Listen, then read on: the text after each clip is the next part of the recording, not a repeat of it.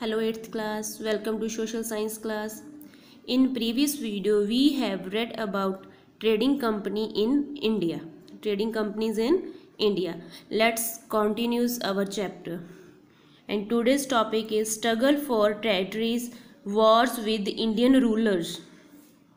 British East India Company in Bengal and wars with the local rulers.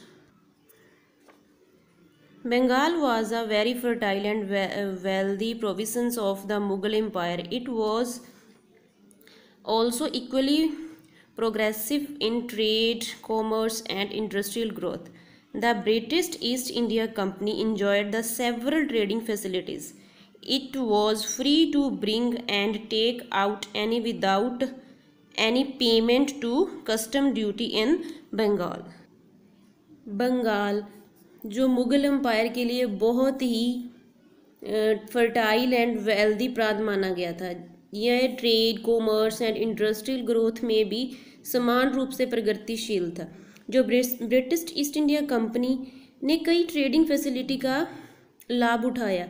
ये बंगाल में जो custom duty से जो भुगतान होता था उसको बिना लाने और देने, अंदर लाने, लेकर आना और बाहर लेकर जाने में जो बंगाल था वो स्वतंत्र था, वो इंडिपेंडेंट था। The official of the company began to misuse these rights and start their own private trade along with that of companies trade without paying tax.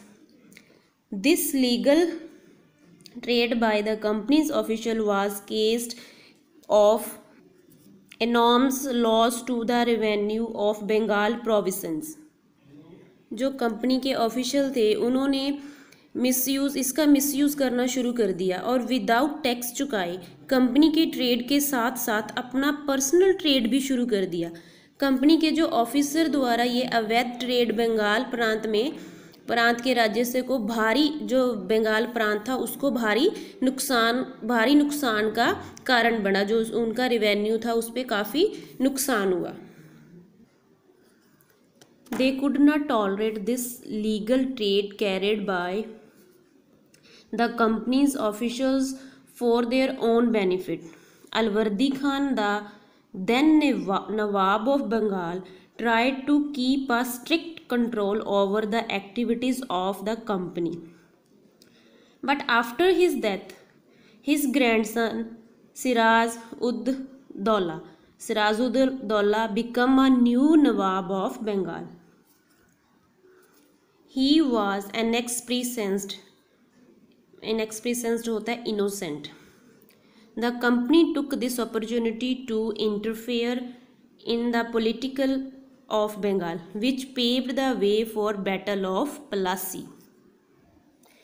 इसमें क्या बताया कि वह कंपनी के जो ऑफिसर द्वारा अपने बेनिफिट के लिए किए जाते जो प्राइवेट उन्होंने अपना व्यापार जो ट्रेड स्टार्ट कर लिया था वो बंगाल के जो नवाब थे उनसे टॉलरेट नहीं कर सकते थे, वो बर्दाश्त नहीं कर रहे। तो बंगाल के जो प्रेजेंट नवाब थे अलवर्दी खान ने कंपनी की जो एक्टिविटीज़ थी, कंपनी का जो काम था, जो एक्टिविटीज़ कर रहे थे उन पर स्ट्रिक्टनेस कर दी थी। उन्होंने स्ट्रिक्ट कंट्रोल रखना शुरू कर दिया था। बट आफ्टर हिज डेथ, जब अलवर्दी खान की डेथ होगी तो उसका grandson Siraj-ud-Daulah become a nawab of Bengal, कि जो सिराज-उद-दौला था उसका ग्रैंड सन था, वो बंगाल का नवाब बन गया। बट ही वॉज इनोसेंट, वो इनोसेंट था। कंपनी ने बंगाल की जो पॉलिटिकल इंटरफेरेंस करने से ये अवसर मिल गया था कि जब जो वो सिराज-उद-दौला था उसने ज़्यादा कंट्रोल नहीं किया तो जो कंपनी थी, जो ईस्ट इंडिया कंपनी थी, उनको अवसर मिल गया था एंटर करने का बंगाल में। देन ये अवसर जिसकी कंपनी का जो इंटरफेरेंस था वो प्लासी की लड़ाई का एक मेन कारण था। हाँ जी, our next topic is Battle of Plassey. The Battle of Plassey was fought on 23 June 1757 among Siraj-ud-Daulah, the Nawab of Bengal, and the British East India Company. Battle of Plassey की लड़ाई 23 जून 1757 में सिराजुद्दौला, जो बंगाल का एक नवाब था, और ईस्ट इंडिया कंपनी के बीच हुई।